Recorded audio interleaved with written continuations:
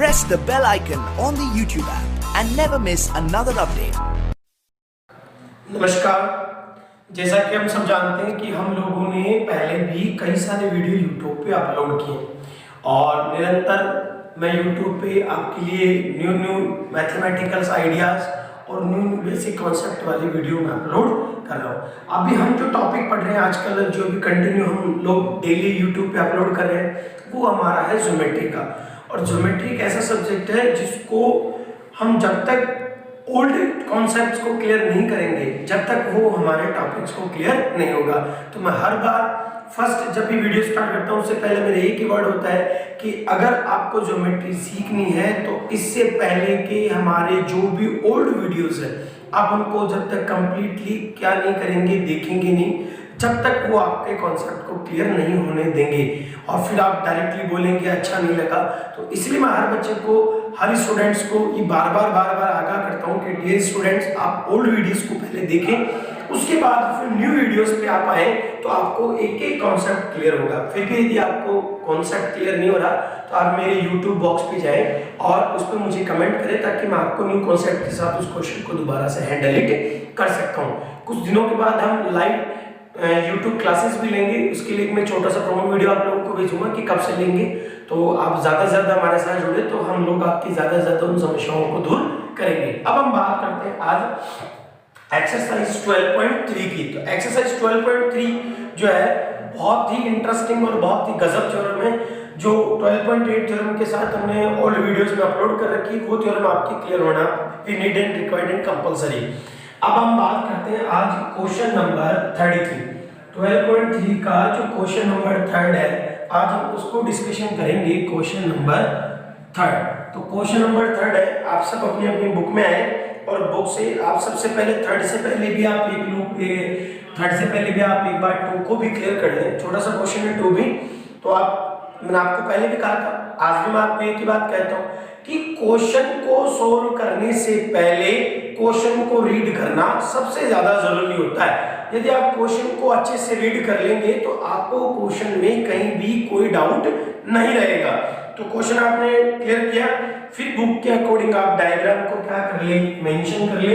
ये बुक में आपके पास डायग्राम है, ये सेंटर ऑफ सर्कल और यहाँ से ये पार्ट आया और यहाँ आपको क्या करना है, इसको इस वाले पार्ट से यहाँ आपको ज्वाइन कर देना है और ये dash dash dash dash dash dash आपने यहाँ पर इसको डिनोटेट कर दिया है। फिर अकॉर्डिंग टू बुक आप क्या करते चले, नेम भी मेंशन करते चले, ए ओ सी एंड बी। आपने डायग्राम के अकॉर्डिंग इसमें नेम मेंशन कर दिया है। फिर सबसे पहले आप जब क्वेश्चन स्टार्ट करते हैं तो आपको लिखना होता है गिवन, जिसे हम हिंदी में बोलते हैं दिया हुआ। तो ये दिया हुआ आपने यहाँ पे डियर स्टूडेंट्स क्या कर दिया है, लिख दिया है। अब दिया हुआ के जस्ट बाद हम जैसे आगे चलेंगे तो हम लोगों के पास में ये क्वेश्चन अब स्टार्ट होगा। तो आपको सबसे पहले बुक में जो लिखा हुआ है आप उसको भी लिखें, A O B equals to आपके पास यहाँ से दिया हुआ है 45। A O B sorry A B C आपके पास गिवन है 45। ए बी सी ये आपके पास में 45 गिवन है। गिवन आपने लिखा, गिवन के जस्ट बाद आपको क्या करना है, प्रूफ करना है। तो उस प्रूफ को आप यहाँ लिखें टू प्रूफ। यहाँ आपका आता है टू प्रूफ, जिसे आप लोग हिंदी में लिखते हैं सिद्ध करना। यहाँ आपका आ गया है। मैं ये सारी बातें आपको पहले भी क्लियर कर चुका हूँ कि हम इसे हिंदी में क्या बोलते हैं, इंग्लिश में क्या बोलते हैं। तो आप यहाँ से लिखेंगे तो आपके पास है ओ ए परपेंडिकुलर, ओ ए परपेंडिकुलर ओ सी। ओ ए जो है वो लंब है किसके ऊपर, ए सी के ऊपर लंब है। अब जैसे आप यहाँ से लेंगे तो आपका स्टार्ट होता है प्रूफ और प्रूफ को आप लिखते हैं उपपत्ति और उपपत्ति के अकॉर्डिंग आप जब चलेंगे तो डियर स्टूडेंट्स मैं आपको बता दूं, जो हमारे ओल्ड वीडियोस को देखेगा उसको एक टॉपिक क्लियर है कि कैसे होगा। तो इसके लिए आपको यहाँ पर क्या करना है, वो लैंग्वेज लिखनी जो मैं हर बार लिखवाता हूँ आपको बार बार, वी नो दैट। और हिंदी मीडियम के बच्चे को यहाँ पर लिखना है हम जानते हैं कि, वी नो दैट हम जानते हैं कि ये दोनों लैंग्वेज और दोनों ही मीडियम के स्टूडेंट्स को 12.8 थ्योरम यहाँ पर क्या कर देनी है, रिटर्न कर देनी है आपको। 12.8 थ्योरम आपको एज इट इज जो आपकी बुक में लिखी हुई है वो एज इट इज आपको यहाँ पर रिटर्न करना है। अगर उसको बिना रिटर्न करे आप इस क्वेश्चन को सोल्व करते हैं तो एग्जामिनर आपको देगा अंडा। अंडा अगर आपको चाहिए तो आप इसे मत लिखो, अंडा आपको नहीं चाहिए और नंबर चाहिए तो इसके लिए आप लोग यहाँ पर उस थ्योरम को रिटर्न करना। इंग्लिश मीडियम को लिखना है वी नो दैट, आगे जो आपकी थ्योरम लिखी है वो। हिंदी मीडियम को लिखना है हम जानते हैं कि जो आपके आगे थ्योरम लिखी है वो। अब वो पूरा बोल के आपका एक्सप्लेन मैंने पहले कर चुका हूँ तो अब बार बार उसको रिक्वायरमेंट नहीं होगी। फिर उसके बाद आपको यहाँ से लेना है AOB। यहाँ आपका आता है AOB जो ट्वाइस होगा, मतलब ये सेंटर ऑफ सर्किल जो है इस वाले एंगल से कितने टाइम्स मोर देन होता है, ट्वाइस, 2 टाइम्स मोर देन होता है। तो यहाँ आपका आएगा 2 और यहाँ आपने लिखा है एंगल AB और यहाँ आपका आता है C। यहाँ से आपने लिया तो यहाँ आपका आएगा C। उसके जस्ट बाद आप लेंगे तो एंगल AOC इक्वल्स टू 2 और ये वैल्यू आपकी गिवन है 45, ABC की जगह 45। फिर एंगल AOC और आपने मल्टीप्लाई किया तो यहाँ आपका आ गया 90 और 90 डिग्री आने के बाद हम यहाँ से लिखेंगे सो दैट, इसीलिए हमारे पास कौन OA परपेंडिकुलर है OC के ऊपर और हम लोग यहाँ लिख देंगे हेंस प्रूफ इति सिद्धम। इस तरीके से हमारा ये जो बेसिक कॉन्सेप्ट वाला क्वेश्चन था, क्वेश्चन नंबर 2, इसको आप क्या कर सकते हैं, क्लियर कर सकते हैं। अब हम बात करेंगे क्वेश्चन नंबर 3 की। तो क्वेश्चन नंबर 3 हमारा ऐसा है, जो कई बच्चे नहीं होते कि क्लास में बिल्कुल वीक स्टूडेंट्स होते हैं तो उनके लिए तो काला अक्षर भैंस बराबर होता है, तो वो काला अक्षर भैंस बराबर उनके लिए है। पर जो इंटेलिजेंट बच्चे हैं, मीडियम क्वालिटी वाले बच्चे, उनके लिए वो काला अक्षर भैंस बराबर नहीं है। तो आप इस बात को समझने की कोशिश करें, इतना सीरियस होकर स्टडी ना करें। कर ले, कोई बच्चा हो सकता है कोमा में चला जाए मैथ्स पढ़ के, क्योंकि वैसे भी मैथ्स जो है वो बहुत ही खतरनाक सब्जेक्ट है। मेरी आत्मा तुझे हमेशा सताएगी, तो वो आप कॉन्सेप्ट क्लियर करके रखें। वो आत्मा को सताने नहीं देना है, आत्मा जैसे सताने लगे आप क्वेश्चन को कुछ देर के लिए रोक दें, फिर वापस देखें, आपकी आत्मा नहीं सताएगी और क्वेश्चन भी समझ में आएगा। चलो हम बात करते हैं क्वेश्चन नंबर 3 की, जो बहुत ही रोचक क्वेश्चन है और बहुत ही जबरदस्त क्वेश्चन है। तो क्वेश्चन को सॉल्व करने से पहले रीड दिस क्वेश्चन, इस क्वेश्चन को आप रीड करें और रीड करने के जस्ट मेरे साथ साथ आप देखते चले तो आपके बेसिक कॉन्सेप्ट भी क्लियर होंगे। ये आपका एक सर्कल है, सर्कल में आपकी ये 2 कॉर्ड्स हैं, ये 2 कॉर्ड्स आपके पास आ गई, 2 जीवाएं आपके पास आ गई और उसके जस्ट बाद हम जैसे यहाँ से लेंगे तो इसमें बोला है कि D is the mid point. D जो है इसका मिड पॉइंट है और डी मिड पॉइंट होगा बेटा किससे, BC से। तो यहाँ पर आ गया A। अब यहाँ हमारे पास आएगा सेंटर ऑफ सर्कल। तो जब तक सेंटर ऑफ सर्कल नहीं आएगा, जब तक ये क्वेश्चन सॉल्व नहीं होगा। और यहाँ हमने D किया तो इसका मतलब ये OD जो है वो हम लोगों के पास आएगा परपेंडिकुलर, मतलब 90 डिग्री, और 90 डिग्री आते ही परपेंडिकुलर बनेगा।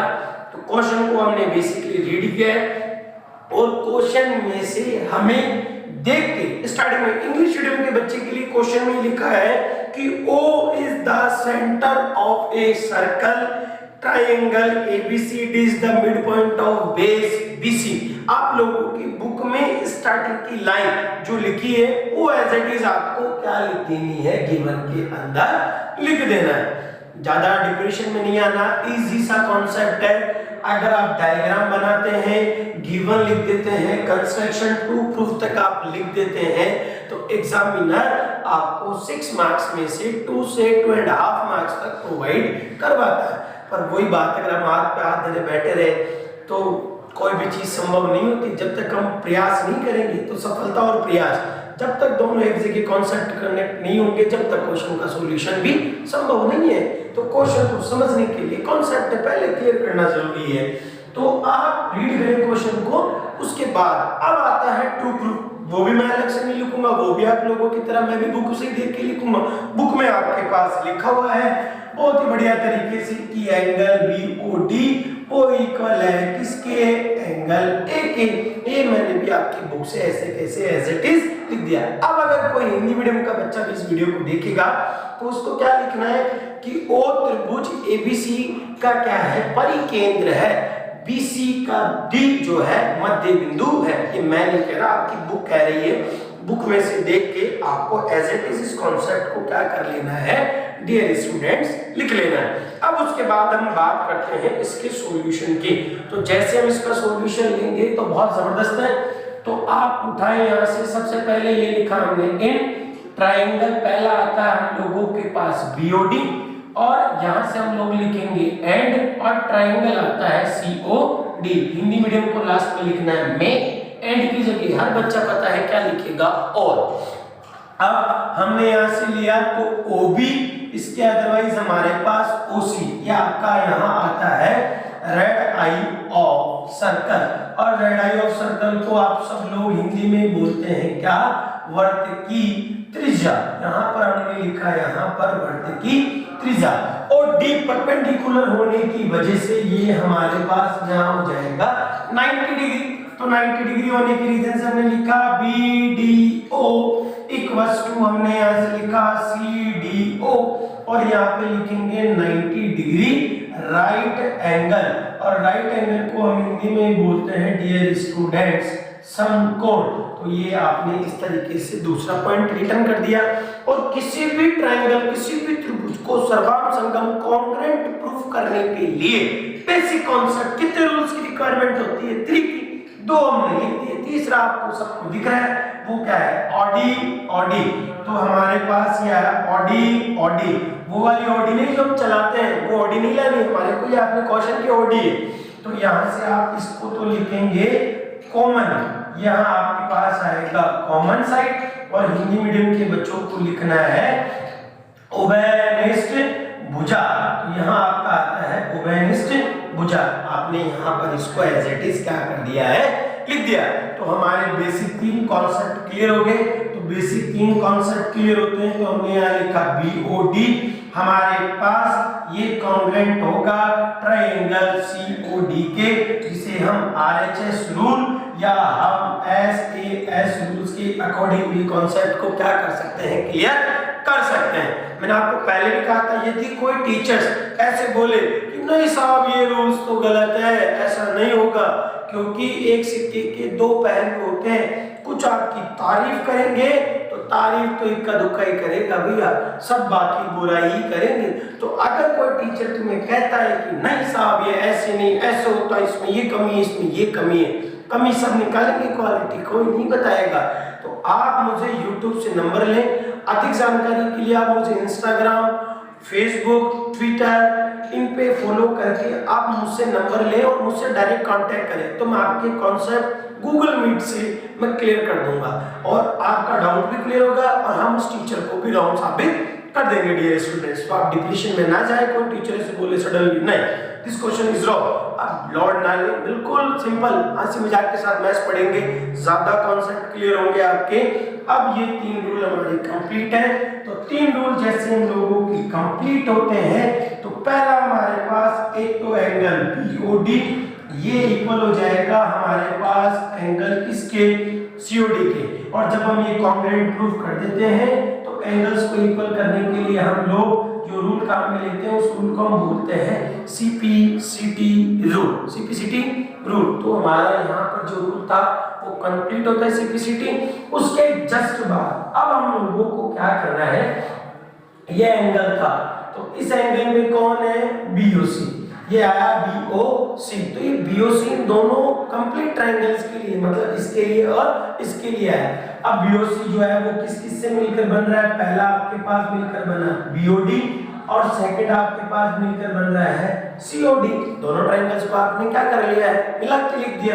अब आप देखें कि मुझे यहाँ इसको प्रूफ करना है BOD को, तो मुझे इस COD को कहीं में चेंज करना पड़ेगा BOD में। अब कोई बोले साहब क्यों, तो आप देखें क्योंकि COD और BOD ऑलरेडी क्या है, इक्वल है। तो आप इसको प्रूफ करने के लिए COD को BOD में कन्वर्ट कर दें। तो मैंने यहाँ से लिखा आपके पास BOC, फिर यहाँ पे आएगा आपके पास एंगल, यहाँ लिख दो BOD, और COD भी आपके पास कन्वर्ट होके आ जाएगा BOD, जो आपने यहाँ पर क्या कर दिया है, पहले से ही इक्वल कर दिया। अब आप लोगों को यहाँ से लिखना है कि BOC और यहाँ आएगा 2 एंगल BOD, और इसे हम बना देंगे इक्वेशन फर्स्ट। बिल्कुल सिंपल सा मेथड है, लॉजिक से क्लियर करेंगे। फिर आप लोगों को यहाँ पर वो लैंग्वेज लिखनी है, वी नो दैट, और यहाँ पर थ्योरम कौन सी अप्लाई करने के लिए कहा था, 12.8। हिंदी मीडियम को लिखना है, हम जानते हैं कि वो 12.8 थ्योरम पूरी एज इट इज आपकी बुक से उठानी है, एज इट इज कंप्लीटली आपको यहाँ पर लिख देनी है, अलग से कोई लैंग्वेज नहीं, एक ही लैंग्वेज रखो ताकि आपको लैंग्वेज भी याद हो सके और आपका कॉन्सेप्ट भी क्लियर हो सके। कई टीचर ऐसे नहीं, ऐसे लिख दो, ऐसे, मैं कहता हूँ सिंपल सा काम करो जिसमें वजन ना हो, वो काम करो और वो थ्योरम लिख दें। आपके पास यहाँ आएगा कि BOC इस एंगल से ये एंगल कितने टाइम्स करना था, ट्वाइस, तो 2 टाइम्स, और अकॉर्डिंग टू प्रूफ में प्रूफ करना है A, तो A को प्रूफ करने के लिए हमने यहाँ लिखा A। अगर यहाँ पूरा नहीं लिखा होता तो हम पूरा लिखते हैं, और इसको हमने बना दिया है इक्वेशन सेकंड, दूसरा समीकरण। अब आपको क्या करना है, समीकरण इसको 2 को उठाकर किस में रख देना है, 1 में एज इट इज रख देना है। Equation second put in equation first, equation second put in equation first. तो पुट करेंगे तो यहाँ से हम लोगों को लिखना है एंगल BOC, और यहाँ पर हमारे पास है 2 एंगल BOD, क्या आ गया। अब BOC की जगह आपको इसको क्या कर देना है, पुट, तो मुझे BOC यहाँ दिख रही है, तो मैंने यहाँ से उठाया 2 angle A equals to 2 angle BOD, आ गया।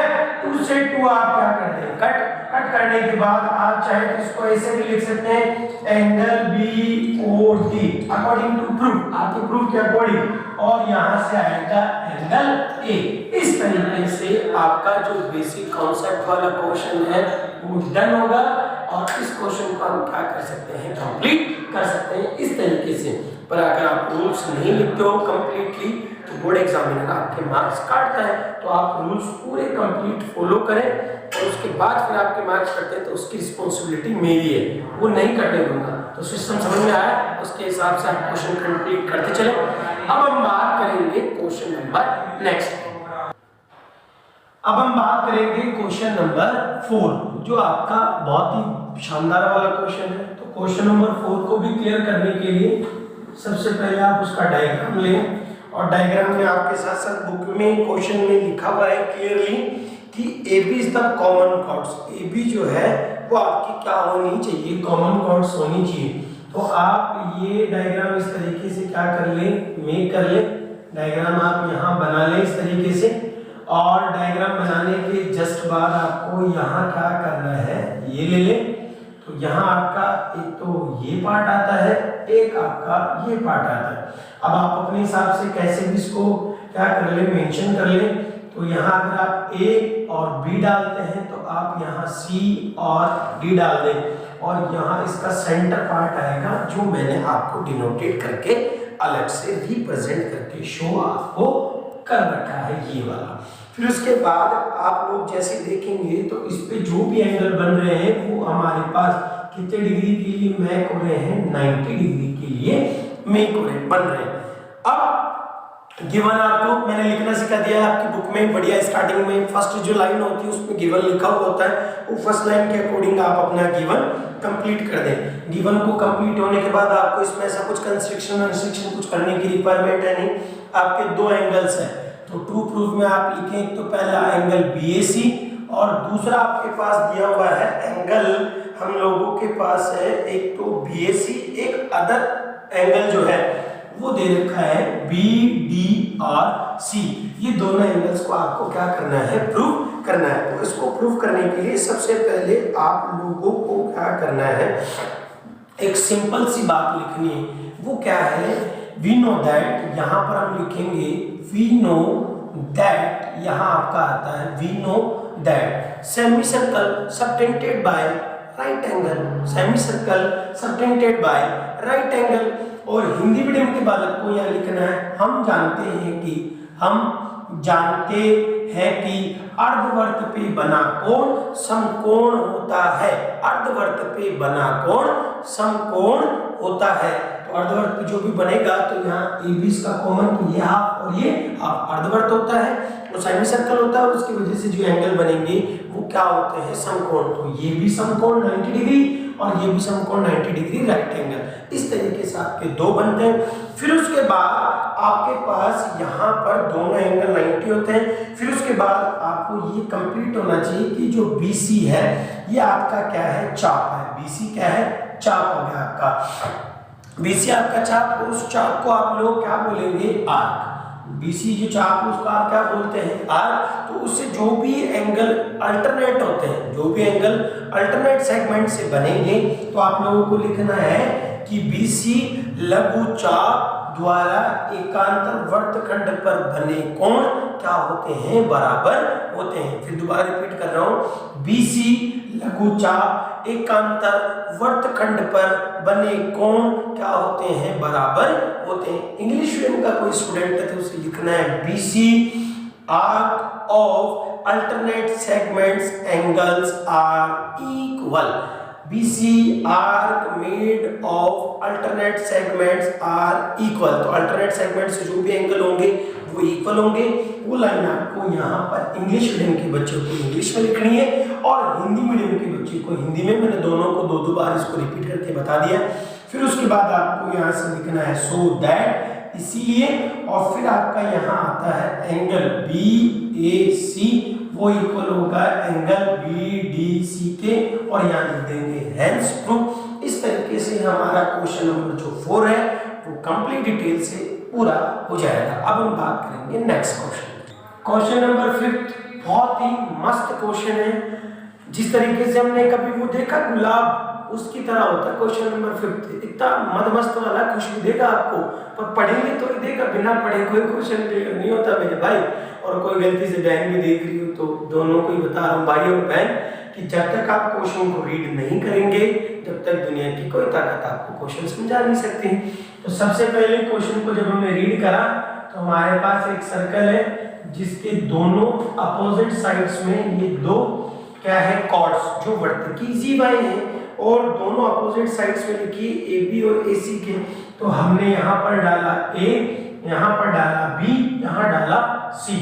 दोनों अपोजिट साइड्स में आप इसको एक बार थोड़ा सा वापस लें और इस तरीके से आप इसको यहाँ ले लें। तो ये दोनों अपोजिट साइड, यहाँ आपका आता है सेंटर ऑफ सर्कल, तो इसको आप डैश डैश करके यहाँ से, और इसको डैश डैश डैश डैश करके यहाँ से, और इसको भी डैश डैश डैश डैश करके यहाँ से तीनों को मिला दे और यहाँ डाल दे आप O।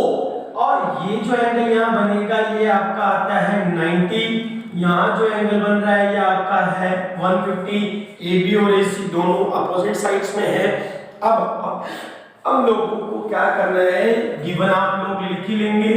हम लोग यहाँ से बात करेंगे टू फाइंड, और टू फाइंड में हमें ज्ञात करना, टू फाइंड आता है ज्ञात करना। तो ज्ञात करना में हमें क्या लिखना है, बाकायदा की बुक में क्लियर वर्ड्स में लिखा हुआ है कि एंगल BAC, इसकी वैल्यू आपको क्या करनी है, फाइंड आउट करनी है। तो अब मैं डियर स्टूडेंट्स आपको बता दूं, आपको यहाँ पर एक लाइन लिखनी है वी नो दैट। आपको यहाँ लिखना है वी नो दैट, और हिंदी मीडियम को लिखना है हम जानते हैं कि। तो हिंदी मीडियम को क्या लिखना है कि वृत्त के केंद्र से, वृत्त के केंद्र से अनांतरित कोणों का योग, अनांतरित कोणों का योग 360 डिग्री होता है। हम जानते हैं कि वृत्त के केंद्र से अनांतरित कोणों का योग 360 डिग्री होता है, क्योंकि इसका योग 360 से ज्यादा नहीं होगा, ज्यादा होता है। क्वेश्चन गलत है तो ये ध्यान रखना सेंटर से। अब इंग्लिश मीडियम को लिखना है we know that sum of total is 360 degree with angle made by centre of circle, या आप ऐसे भी लिख सकते हैं made by centre of angle sum of total is 360 degree, या all interior angles sum of total is 360 degree. तो तीन तरह की तीन लैंग्वेज आप कैसे भी जो आपको अच्छी लगे वो आप इसमें लिखकर सॉल्व कर दें, पर वो लिखना आपको जरूरी है।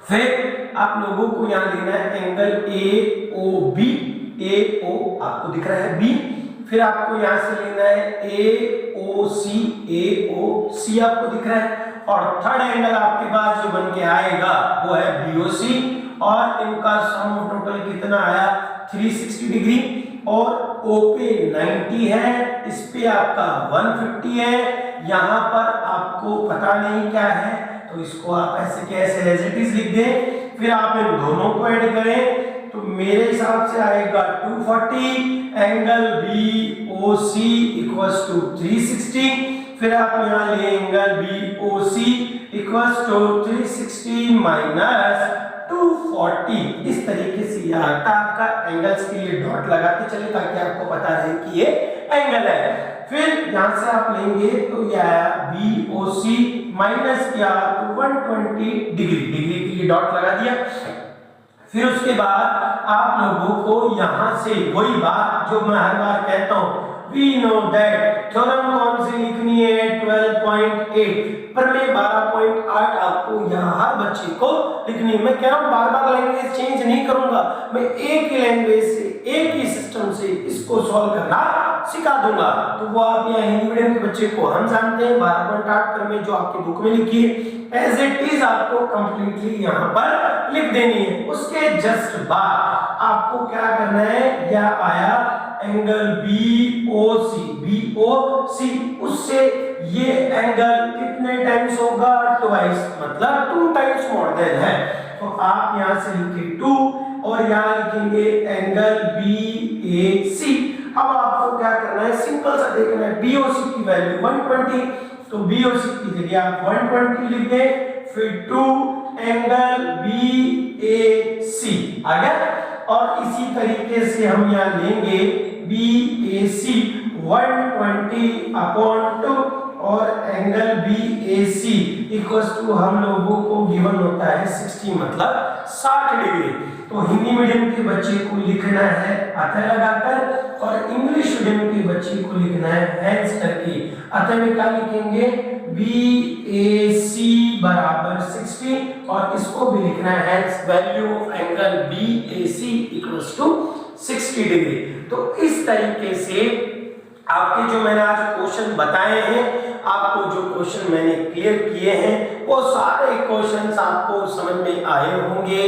वो बच्चे जो आशिक बने डोलते हैं, सारे दिन घूमते हैं, उन बच्चों को भी मैं बता दूं कि भैया एग्जाम पास आ रहे हैं, थोड़ा सा पढ़ ले। फेसबुक व्हाट्सएप पे तो खूब सारी परियां आगे भी मिल जाएगी, पर अभी थोड़ा सा पढ़ाई भी कर ले।